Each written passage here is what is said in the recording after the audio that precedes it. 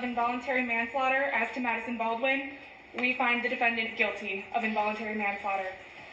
On count 2 of involuntary manslaughter in regards to Tate Muir, we find the defendant guilty of involuntary manslaughter.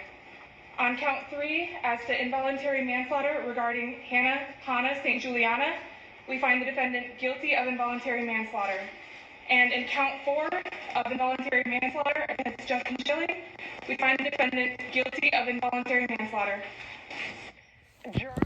Hello everyone, it's Youngling Jr. So yeah, this Jennifer Crumbley situation here, right? So she's been indicted or charged for counts of manslaughter and involuntary manslaughter, and she's actually sentenced on April 9th, so she'll be facing up to 60 years in prison. Now, if you go back to my other videos, I talked about this too.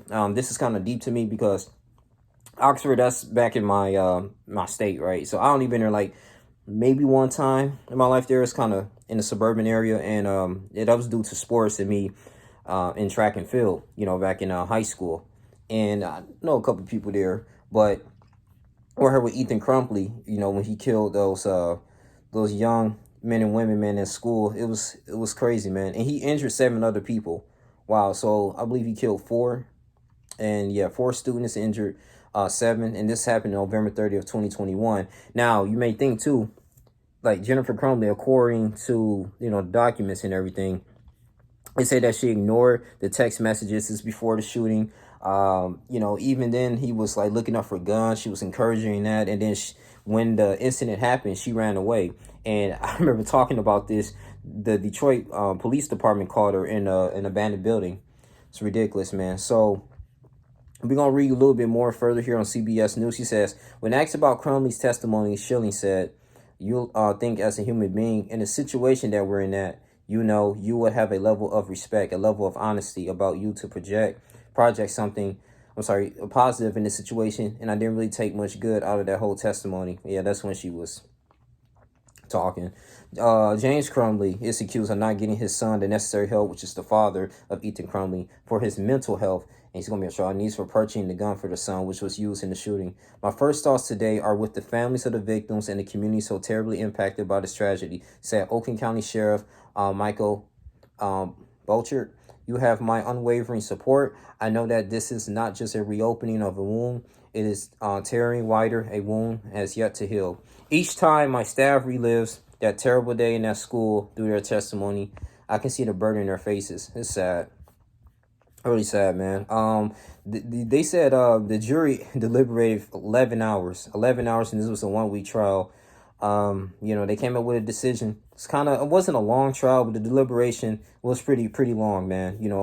They had to analyze, look at everything and the evidence, but I think they got this right. I really do. And it's really unfortunate, man. So I even had to tribute, and paying my respects to one of these, to the victims. One of them too was a star football player too, had offers to go into college, and his life was taken away due to selfishness, right? So just skimming through here, that said Facebook messages exchanged between the two before and after the shooting were shown in court. On December 2nd, Jennifer Crumbley messaged I can't pronounce his name, about the involuntary manslaughter charges. Run or run again. Helicopter's not sure what I messaged you, Crumbley said. Wow, they even got the message. Yeah, this is and they found their ass. On December 3rd, the mother messaged Melish about how school officials said a shooter could stay in school. His effing backpack was with him. Why didn't they search it? Jennifer Crumbley said. Wow. He said, I have zero help for my mental problems. This was according to the Journal, and it's causing me to shoot up the effing school. Wow. I want help, but my parents don't listen to me, so I can't get any help. That is sad, man. This is what Ethan was saying to his parents.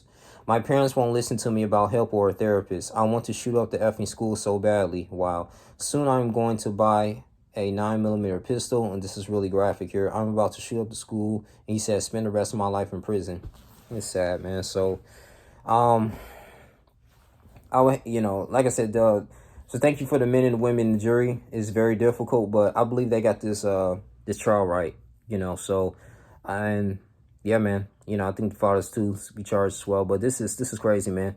There's just basically neglectfulness, man, of their child, and that's why she doesn't have any rights at this moment, and she's in prison. So they're probably gonna work up some other charges though, but 60 years in prison, probably gonna work on like maybe a plea deal or something, but it's a done deal, man.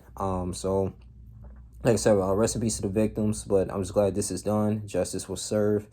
And till next time, I'm going ahead and till I have anything else, I'll talk about it and I'll post about it here on YouTube and TikTok. But I love you guys, man. Like, comment, subscribe, share this video. I really appreciate you guys, man. Tell me what you guys think about this trial as well. Did you guys follow it or anything? I think it's for Law and Crime and Network, because they do a good job in displaying like high profile cases.